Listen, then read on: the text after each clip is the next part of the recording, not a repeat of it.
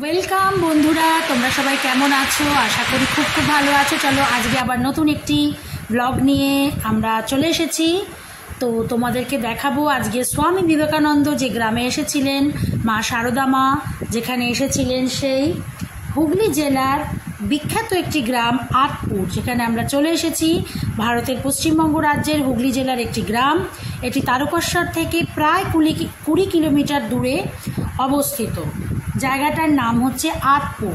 তো এখানে টেরাকোটা মন্দির এবং রাধা গোবিন্দের মন্দির বিশেষ বিখ্যাত। তো আমরা চলে এসেছি টেরাকোটার মন্দির তোমাদের দর্শন করাবো বলে। তো দেখো, এই যে সেই টেরাকোটার মন্দিরটি এবং চালা স্থাপত্যে তৈরি এটি একটি সুন্দর মন্দির। এবং এখানে স্বামী বিবেকানন্দ এসেছিলেন। তো সেই জায়গাটিও আমি তোমাদের অবশ্যই দেখাবো। দেখো, আরও একটি সুন্দর মন্দির, ছোট্ট মন্দির, অথচ গঠনশৈলী দেখো অপূর্ব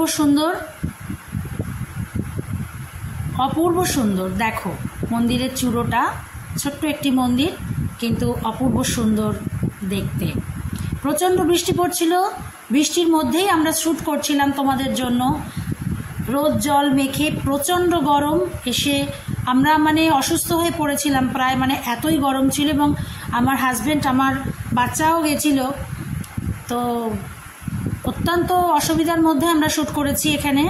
তো এই দেখো টেরাকোটার কাজ, কি অপূর্ব সুন্দর টেরাকোটার মন্দির তোমরা দেখতে পাচ্ছ। আমরা চলে এসেছি স্বামীজির যেখানে থাকতেন সেই জায়গায়, আঁতপুরে।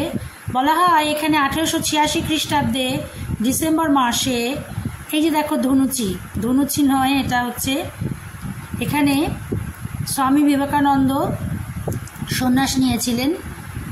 তো নরেন্দ্রনাথের গুরুভ্রাতা বাবুরামের মা নরেন্দ্রনাথ ও অন্যান্য সন্ন্যাসীদের আঁতপুর গ্রামে আমন্ত্রণ জানান। তারা সেই নিমন্ত্রণ রক্ষা করে হুগলি জেলার আঁতপুরে যান এবং কিছুদিন সেখানে থাকেন। আঁতপুরে বড়দিনের সন্ধ্যায় নরেন্দ্রনাথ ও 8 জন শিষ্য আনুষ্ঠানিকভাবে সন্ন্যাস গ্রহণ করেন। এই সেই জায়গা যেইখানে তোমরা দেখতে পাচ্ছ স্বামীজি এই বিল্ডিংয়ে ছিলেন, এবং ওপরের দোতলায় যে বিল্ডিংটি, এখানে স্বামীজি ছিলেন বেশ কিছুদিন ছিলেন। তো এই জায়গাটি পুরো বাইরের চত্বরটা তোমরা দেখো বন্ধুরা, অপূর্ব সুন্দর। এখানে মা শারদাও এসেছিলেন। এখানে এই যে দুর্গাপুজো হয় এখনও এই বাড়িটিতে, এবং এই বাড়িটিতে দুর্গাপুজো হয় এবং যথেষ্ট জাঁকজমক সহকারে হয়। দুর্গা মণ্ডপ তোমরা দেখতে পাচ্ছ। শুধু চালাটি রয়েছে মা দুর্গার। তো পুজোর সময় এখানে মা দুর্গাকে বানানো হয়, তৈরি করা হয় বাড়িতে থেকে। এই যে সেই জায়গাটি যেখানে সন্ন্যাস ধর্মগ্রহণ করেছিলেন স্বামী বিবেকানন্দ। তো পুরো রাজবাড়িটি তোমরা দেখতে পাচ্ছ, অপূর্ব সুন্দর।